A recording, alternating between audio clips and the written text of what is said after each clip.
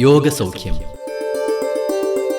ഇന്നീ പരിപാടിയിൽ യോഗ തെറാപ്പി, ഇതേക്കുറിച്ച് സംസാരിക്കുന്നത് ഡോക്ടർ വൃന്ദ ജി നായർ.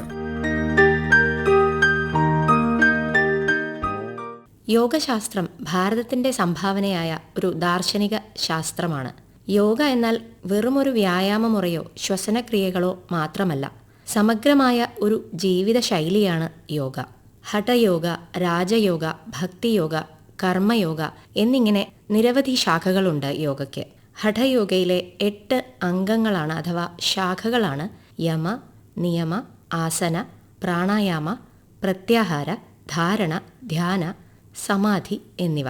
ഇന്ന് ഇവയിലെ ആസനം, പ്രാണായാമം, ധ്യാനം മുതലായവയും മുദ്ര, ബന്ധ തുടങ്ങിയ രീതികളും ശരീര മനസ്സുകളുടെ ആരോഗ്യം മെച്ചപ്പെടുത്തുന്നതിനും മാനസിക സമ്മർദ്ദം കുറയ്ക്കുന്നതിനും ഒഴിവാക്കാനും രോഗപ്രതിരോധം മെച്ചപ്പെടുത്താനും മറ്റുമായി വ്യാപകമായി ഉപയോഗിച്ചു വരുന്നു. ഇതോടൊപ്പം യോഗ ഒരു തെറാപ്പി അഥവാ ബദൽ ചികിത്സാ മാർഗമായും ഫലപ്രദമായി ഉപയോഗിച്ചു വരുന്നുണ്ട്.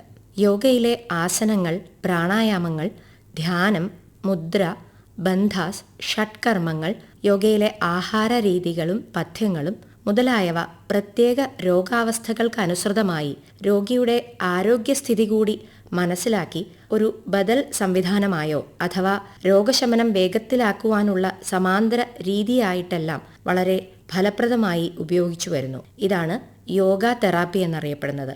ഹഠയോഗയിലെ ഷഡ്കർമ്മങ്ങൾ ആയുർവേദത്തിലെ പഞ്ചകർമ്മ ചികിത്സകൾക്ക് സമാനമായ ശരീര ശുദ്ധീകരണത്തിനായി പറയുന്ന ക്രിയകളാണ്. ശരീരത്തിലെ ടോക്സിനുകളെ പുറന്തള്ളി ശരീരത്തിലെ ത്രിദോഷങ്ങളെ സമാവസ്ഥയിലാക്കാൻ ഇവ സഹായിക്കുന്നു. ഷഡ്കർമ്മങ്ങളിലെ ധൗതി, ദഹന വ്യവസ്ഥയെ സംബന്ധിച്ച രോഗങ്ങൾ, ശ്വാസകോശ രോഗങ്ങൾ മുതലായവയിൽ ഫലപ്രദമാണ്.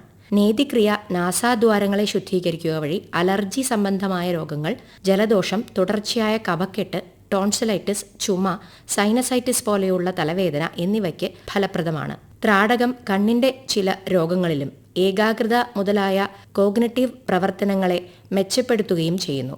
കപാലഭാതി ശ്വാസകോശ സംബന്ധമായ ചില രോഗങ്ങളിലും തലവേദനയിലും മറ്റും ആശ്വാസകരമായി ഉപയോഗപ്പെടുത്തുന്നു. യോഗാസനങ്ങൾ, പ്രാണായാമങ്ങൾ, ധ്യാനം, മുദ്ര, ബന്ധാസ് മുതലായവ ആർത്രൈറ്റിസ്, സന്ധിവാതം, നടുവേദന, കഴുത്തുവേദന തുടങ്ങിയ അസ്ഥി സന്ധിഗത രോഗങ്ങൾ, പേശീവാദം, സൈക്കോസൊമാറ്റിക് അഥവാ ശാരീരിക മാനസിക രോഗങ്ങൾ, സ്ത്രീരോഗങ്ങൾ, മെറ്റബോളിക് അഥവാ ഉപാപചയ പ്രക്രിയയെ ബാധിക്കുന്ന രോഗാവസ്ഥകളായ തൈറോയിഡ്, PCOD, അമിതവണ്ണം മുതലായവയിലും, ശ്വാസകോശ രോഗങ്ങൾ, ത്വക്ക് രോഗങ്ങൾ, മാനസിക സമ്മർദ്ദം, വിഷാദം, അമിതമായ ഉത്കണ്ഠ എന്നിങ്ങനെയുള്ളവയിലും ആശ്വാസം ലഭിക്കാനായി നിർദ്ദേശിക്കാറുണ്ട്. അസ്ഥിസന്ധിഗത രോഗങ്ങൾ, സൈക്കോസൊമാറ്റിക് രോഗങ്ങൾ, ഓട്ടോ ഇമ്മ്യൂൺ അസുഖങ്ങൾ മുതലായവയിൽ പുനരധിവാസ വ്യായാമങ്ങളിൽ ഉൾപ്പെടുത്തി പേശികൾക്ക് സ്ട്രെച്ചിങ്ങും ബലവും നൽകാനായി യോഗാസനങ്ങളിൽ ചിലത് ഉൾപ്പെടുത്താറുണ്ട്. കൂടാതെ നാഡീശോധന പ്രാണായാമം, ഭ്രാമരി, ശീതളി മുതലായ പ്രാണായാമങ്ങൾ,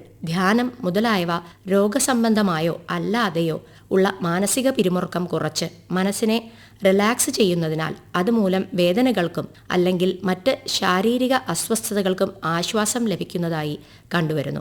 മെറ്റബോളിക് അഥവാ ഉപാപചയ സംബന്ധമായ രോഗങ്ങളിൽ ശരീരത്തിന്റെ ഉപാപചയം മെച്ചപ്പെടുത്തുകയും ശരീരഭാരവും പല ഹോർമോണുകളുടെ പ്രവർത്തനവും ആരോഗ്യകരമായി നിലനിർത്താനും യോഗ തെറാപ്പി ഫലപ്രദമാണ്. നാഡീ സംബന്ധമായ രോഗങ്ങളിൽ പുനരധിവാസ വ്യായാമമായും ശരീരത്തിന്റെ ബാലൻസ് മെച്ചപ്പെടുത്താനും യോഗ തെറാപ്പി സഹായകമാണ്. യോഗ തെറാപ്പിയായി ചെയ്യുമ്പോൾ അത് അംഗീകൃത ഡോക്ടറുടെ നിർദ്ദേശപ്രകാരം മാത്രം ചെയ്യേണ്ടതാണ്.